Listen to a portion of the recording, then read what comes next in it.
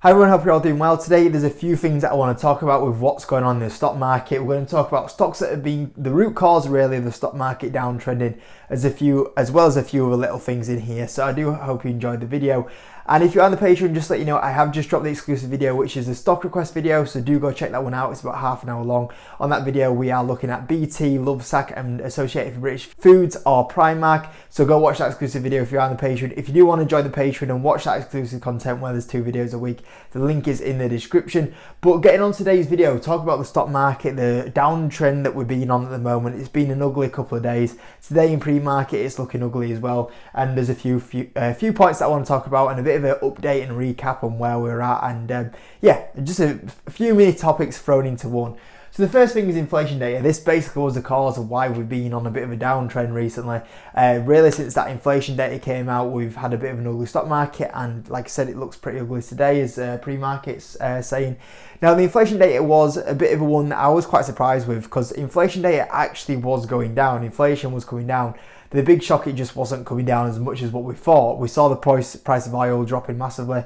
Everyone assumed that that was going to be a big drop in inflation, but in the background there was a few things that went up, and inflation dropped, just not at the rate that people were hoping for. Since then, the market has not like that at all and has been sinking down after that. For me, it's always been a bit of an overreaction. Like, yeah, it was disappointing it wasn't coming down as much, but to see the market absolutely fall to pieces after that news, I was trying to find a cleaner word of what I was thinking in my head. To absolutely lose its marbles after that inflation data was just crazy for me. Like, yeah, it wasn't amazing, but to see like the massive negativity run that we've been on at the moment after that inflation data was absolutely nuts. Now after that, we were followed up by this one, Adobe.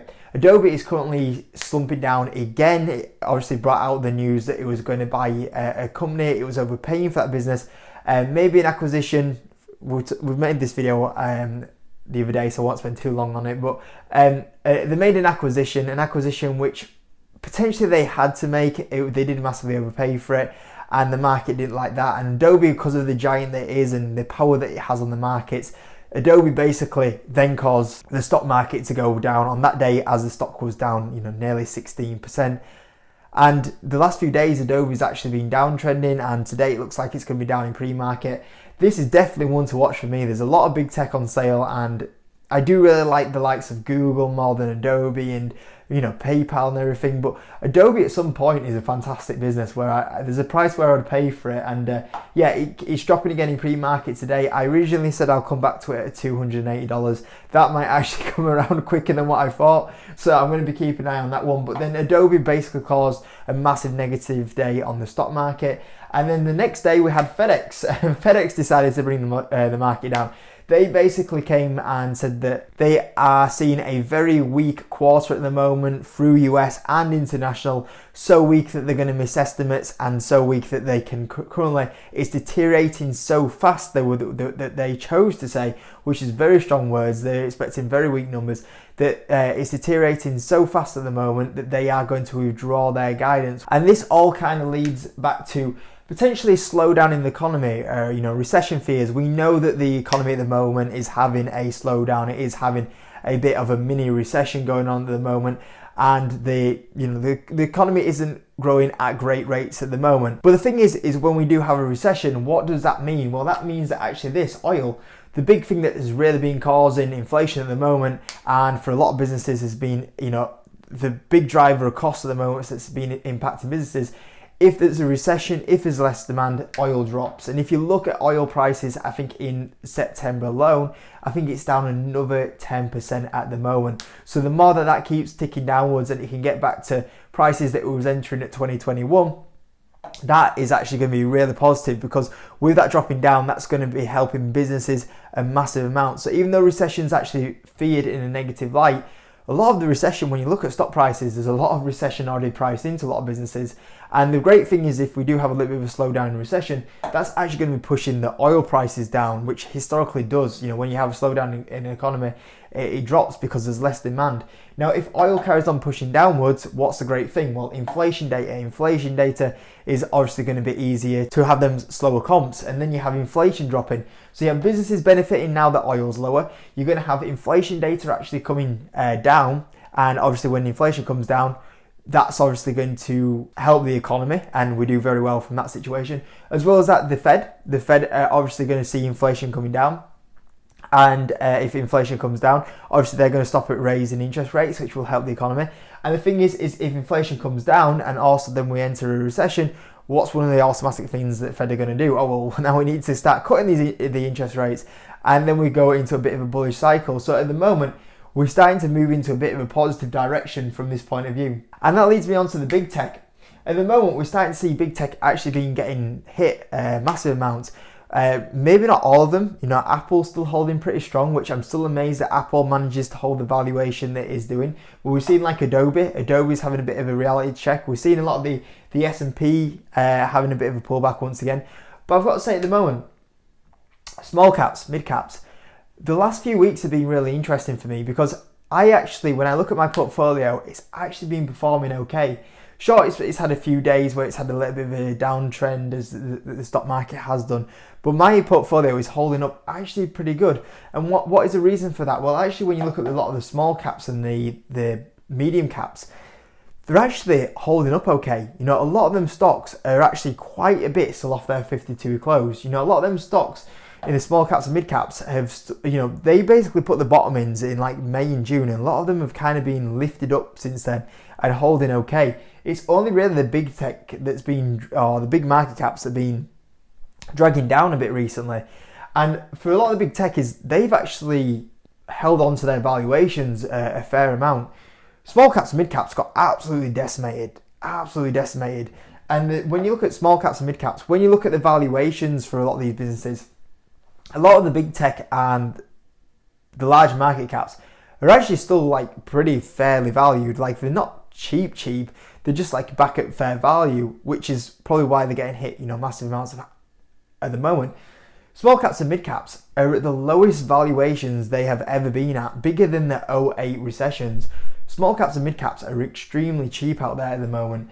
And this is probably why small caps and mid caps are actually performing okay, is because basically there's no sellers left in them. They've already crashed so many amounts. And it's kind of got to that point of view where they can't go any lower. Small caps and mid caps cannot be pushed down any lower, because a lot of the sellers are being pushed out in there. So whatever news is basically thrown at small caps, mid caps at the moment, they're basically going to take it.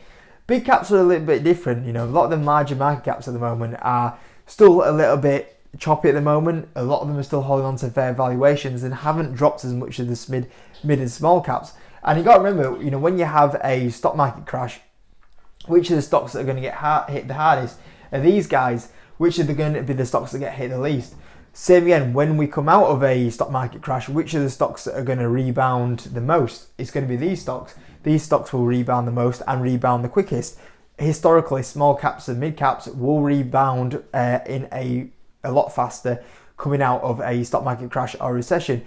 Very much when we talk about going into recession or stock market crash, small caps, mid caps are normally the first stocks that crash and crash faster than these guys. So everything here is pretty much very bullish from that point of view, from valuations point of view, and also from a historic point of view of where we're at the moment. And I guess the final little question that I had is, what if we were to drop more than 10%? If we were to have another 10% drop in the S&P 500, which would be a very, a massive dip from here, and that would probably put us to prices that we're at the start of 2020. And you think about that sort of time frame, we're basically, 2.5 years on, starting to push into 3 years on from that time frame. If we were to have another 10% drop, that would put us to prices that, were just insane valuations. And you think about that time frame, the amount of businesses in that time frame that have made so much progress on revenue, on profit point of view, to push us back down to them sort of levels would be insane valuations then on big tech.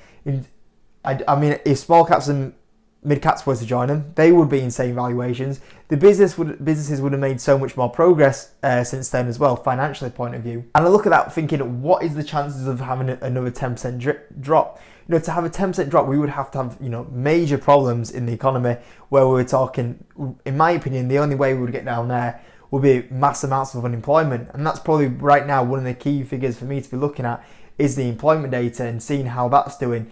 Sure, there's going to be some drop in the employment number, but how bad does it get? That's probably the key thing that I would only see, is how we would get down to that sort of level. And for us to have another 10% drop to get back down to the where the stock market was at the start of 2020, 2.5 years ago, the valuations that these would be at would be absolutely insane. So what are the chances of us getting down there? Now, anything can happen in the stock market, so I'm not going to rule it out, but I think if we were to get down there, it would be absolutely unbelievable to see it. And I wouldn't mind it going down there, because if it was to go down there, I'd be able to pick stocks at very good valuations, at very, very low levels, whether it be small caps, mid caps, big tech. I'd be able to buy everything at really good levels. But I generally look at that and think, what are the chances of that happening? And at the moment, I think it is slim. I cannot see us dropping that 10%. Like I said a minute ago, it can happen, and I'm not going to rule it out. But sometimes I've just got to look at the realistic probability chances of it happening, and I just can't see it. And when I look at the moment, when I look at the valuations, when I look at what the businesses are doing at the moment, when I look at the one concern that we have at the moment, and that concern at the moment is starting to get solved, inflation is dropping, and all the issues at the moment that are going out down there are only going to support probably one of the main problems that we've had, which is the rise in oil at the moment. It's all lining up quite well. So even though the stock market is in a bit of a negative place at the moment, I think what's caused this drop at the moment in the recent few weeks is a massive overreaction, especially when you think about one of the reasons on the day that we dropped down was because of Adobe and them overpaying for an acquisition. When you look at the likes of FedEx, the FedEx drop at the moment, all that does is support, well, if there's going to be a bit of a slowing recession, all that supports is oil dropping, inflation dropping, interest rates then drop. If there's a recession, interest rates actually moving back in our favour from the Fed, and everything just seems a bit more in a positive direction. And all I see at the moment is actually the stock market getting into a very, very good place. And when we move in towards this back end of the year, I can only see if that inflation comes out once again in a positive direction in October for September. As long as I'm tracking this at the moment, oil's heading downwards. Obviously, there's a few other things that could come into play, but only leads to another positive month. And I can only see now, moving into the back end of 2022, moving into 2023, we're starting to move into a really positive direction for the stock market. And even in that period of time, if the stock market only performs, and let's not forget, when inflation peaks, the stock market historically has an average return of 10% when the inflation actually peaks. When you factor that in, even if you have a stock market that performs 10% up in the next 12 months, you imagine what that's going to do for these small caps and mid caps. There's going to be a lot of stocks that perform absolutely amazing in that time frame, and that's what you got to be thinking about. It's the same as if inflation just keeps coming down. We start to have some stability in the economy, and we start moving back in the positive direction. Even if you have a stock market that basically from here does okay, 2, 3, 4%, that's going to give the chance for so many stocks to perform absolutely amazing at the moment. And I think that we are very much in a positive place right now for the stock market, even though it looks very gloomy when you look at what's going on with a few stocks at the moment. When you look at the indexes dropping at the moment, I think there's a lot of negativity out there that's very quickly going to turn around here, because everything at the moment I'm seeing is very, very positive. So we'll see what happens. And at the moment, I'm just still trying to nibble at a few stocks when I can do and buy them dips. But I think we'll see the stock market actually very much perform very well in the next 12 months. And that's my feeling at the moment, looking at what's going on at the moment.